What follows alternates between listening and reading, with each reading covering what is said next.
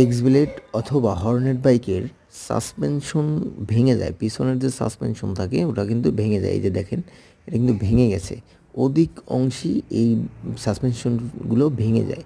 এখন এই সাসপেনশনগুলো ভেঙে গেলে এটা রিপেয়ারিং করা যায় কি না, আর এর গ্যাসও কিন্তু চলে যায়। যদি গ্যাস চলে যায় এগুলো রিপেয়ারিং করা যায় কি না, এখন যদি আপনি রিপেয়ারিং করতে চান সেক্ষেত্রে কী করতে হবে?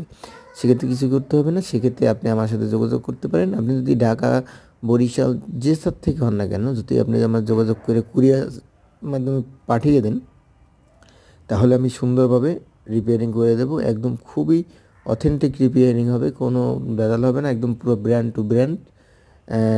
আল্লাহ আল্লাহ ভরসা। আর কথা হচ্ছে,